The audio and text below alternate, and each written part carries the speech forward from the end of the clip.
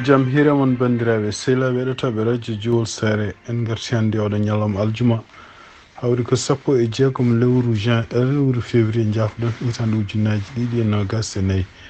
habruji mon e ɗemgal Pulaar an guiɗoɗen ko toon to États-Unis toon to New York ono juge toppitinoɗo ko fate ñawore kanko Donald Trump e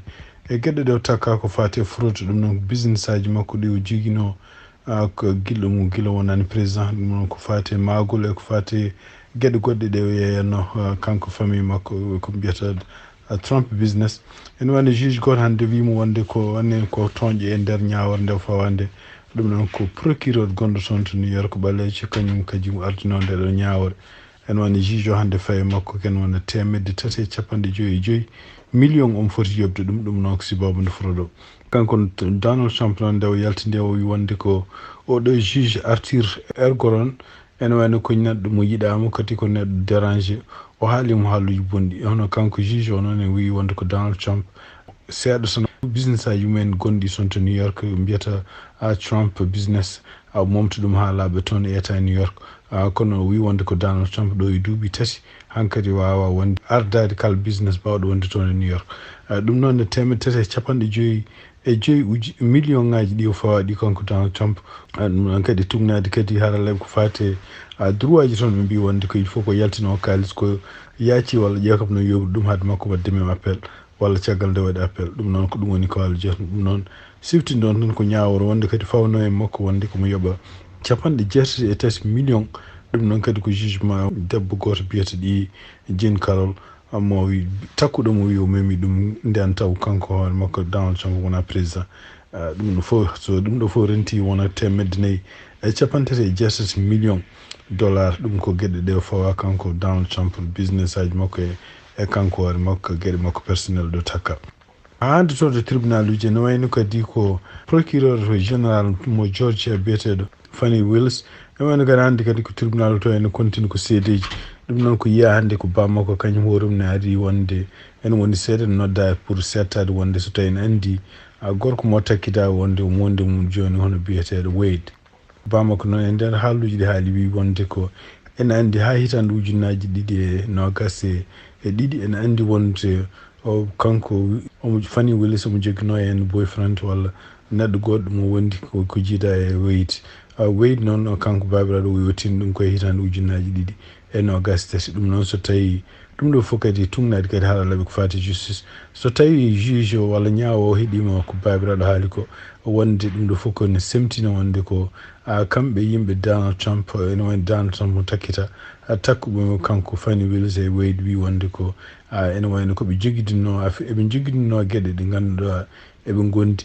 taw piiji guila ene wayno ko guila affaire Donald Trump arani ɗum noon ko sibabude ɗum ɗon kamɓe koye mabɓe ɓe takki wonde ko kanko Fani Willis ene wayno ko woni koye profitde e ƴeftudemo oɗo ene biyeteɗo Wade yo wallumo e kala ñawore fatude Donald Trump ko takka ko fati e woteji hitande ujunnaji ɗi nogas noon so tawi kanko juge o ene wayno hande caggal nde o heeɗi seedeji ɗi foof o wi wonde ko wawata rokkude ñawore makko hande ñawore makko nde noon e wayno ko kanko Donald Trump yimɓe makko ɓe o takkitaɓe e surtout neɗɗo biyeteɗo Michael Roman e wayno ko kanko kañum hoore mum ko avocat ko noon ko neɗɗo takkitaɗo e Donald Trump ɗum woni kanko jeeya ko yimɓe 17 takkaɓe toon to Georgia e wayno ko yidde firtude woteji bonɗuɗe toon to Georgia waylo ɗum pour beele ne wiya wonde ko wona kanko Joe Biden gañi ɗum noon e wonde ko kanko oɗo Michael Roman ko kanko porti plainte wi wonde ko sibabunde kanko Fani Willis e kanko kadi Wade donc ɓe mbaddanno pijanno ɗum woni donc kala ko ganduɗa enne ko fati Donald Trump hawnaki Fani Willis ɗamini ko ma kalis dañi hen taw ko sibabunde omo embauche biyeteɗo Wade donc mo dañi mum kalis ɗum woni kadi ene wayno ko kalisaji kalti ɗi foof ɓe mbi wonde ko nder hitande ujunnaji ɗiɗi e nogas e tati ko mbi ko ɓuuri famde foof kamɓe ɓeɗo ɗiɗi ɓe jaadi vacance uji ene wayno kadi kalisaji ɗi ɓe kutiri ɗi fof ko kalisaji patuɗe e dépense uji patuɗe e ndeɗo ñawore walla oɗo case contre Donald Trump ɗum waɗi donc kanko romano porte plainte donc wawi wonde fof en wayno ko juge o caggal nde heeɗi seedeji ɗi a haalino na hannde waggil hankkini haalino wi wonde ko wawata rokkude ñawori muɗum hannde oɗo ñalawma aljuma ko wawi wonde fof en wayno ko hannde ɓe dartini seedeji ɗi henne caggal nde kanko fani wilis on fonno artudante kono en wayno procureur fonnoɗo namdade wimo hankkadi ala ko namdimo ko wawi wonde fof fada oɗo sadio kono juge oɗo hono biyeteɗo makka fi holko décision mo jogoɗo ƴeftude kabaruji e ɗemgal Pulaar e radio Jawol Sare. habaruji men international giɗoɗen ko toon to Russie ɗum noon ko ene wayno ko guila jamma hanki haalnoma e téléji hono kanko lundinoɗo président Putin hono biyete Navalny wiya o sankima toon e kasoji noon ko kanko e nder mois d'août lewru août ko ndeno transfert noto toon to kasoji ɓurɗi woɗɗude toon to ɓe mbiyata Alaska ene wayno ko caggal muɗum wayno ko tugnade habaruji gommiɗi toon ɓe mbi wonde ko prison mo woni so en wi wonde o sankima toon nder prison ɗum noon andaka taw oɗo sadio holko woni sababu muɗum e wayno ko télévision ngaji gonɗi Russie fof jaɓani haalde haala makko kono e nder konngol kanko président Joe Biden ko haali guila jammangue o wi wonde ko président Putin woni kañum woni responsable mayde oɗo en biyeteɗo Navalny noon ne wayni ko mayri ko heno yara duuɓi 17 kanko Navalny noon o ene wayno ko waɗi hakke laabi ɗiɗi tugnade habaruji kal laabi ɗiɗi mo daɗa sibabu no posteneji baɗaɗe e ɓandu makko balla baɗaɗi meme comciɗi o ɓornotono ɗum fof ko yo maayi kono ene wayno ko ɗum ɗo fof ko haddi ɗum arde kadi ene wayno ko kanko hoore makko woni no candidat pour ardade leydi ndi ko ɗum waɗi donc waɗi gañantumagal manggal hakkude makko e Putin kadi ko kanko tan woni neɗɗo mo ganduɗa tugnade kadi journaliste uji kewɗi ko kalata mbi wonde ko neɗɗo mo hulani haydara mo hulani kadi haalde kala ko woni miijo muɗum ɗum noon wayno ko wawi wonde fof jomsude makko kañum hoore mum toon to woni to Europe to wi wonde ko hande gomɗinani ni ko haalduji kalteɗe ɗi wonde ko mayɗo kono haysunde ɗum ɗon woodi ene wayno ko ɗum kam ko hunde daji ene ɗaminno wawi wonde fof ene wayno ko e konngol makko kadi kanko toppitiɗo konngol makko wi wonde ko oɗo sadio ɓe goni koye enquête pour ƴewde holko woni sababu mayde makko ɗum noon kadi wayno ko journaliste uji international no kaldita fof mbi won ɗum ɗo fof ko fullude pudare guiti yimɓe kono ene andano Putin koko jogori warde mo habaruji men international toon to Lahe ɗum noon ko to Pays-Bas ene wayno ko kamɓe cour international de la justice ɓe calima kadi ɗaɓɓande nde kamɓe Afrique du Sud mbanno ɗum noon ko wiide kadi wonde ko ñawore kamɓe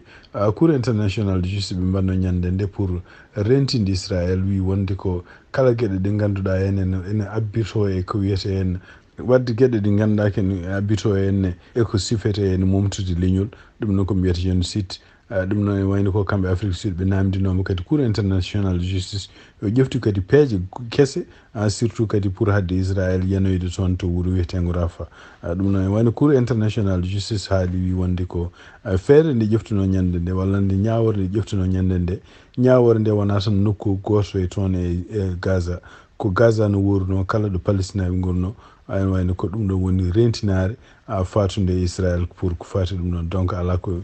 ko sohli goɗɗum kone ƴefta kadi peeje goɗɗe ko fati e ñawore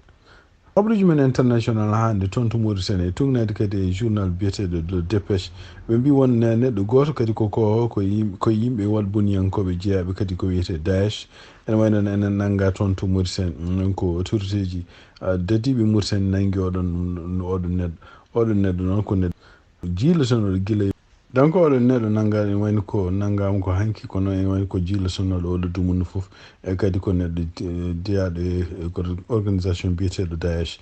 ko wawi wonde foof ɗum noon tugnade kadi dépêche ko haali mbi wonde ko ene wayno ko source uji ɗiɓe jogui kalannoɓe ɗum ɗon ha hande kollitima wonde ko oɗo neɗɗo kadi ko neɗɗo dangereux e kadi haade makko nanguede ni ene wayno ko leydi ndi rentinino région ngaji ɗi foof surtout gonɗi e nder ko wiyete o takkiɗi frontiére uji yo ndeno hono makko enen jiile e kadi ene wayno ko wuuro mongo ko wayno Nouakchott Nouadhibou en ɗum ɗo foof ene wayno dadiɓe kadi en tindino pour ƴewde beele to wawi wonde fof omo yiite ko wawi wonde fof hono autorité ji Mauritanie mbawani wadde réaction haalde o gongira e gonga est ce que ɓe nanguima walla ɓe nanganimo walla hol kanko nangaɗo ɗum noon kadi ko habaruji gumiɗi toon to dépêche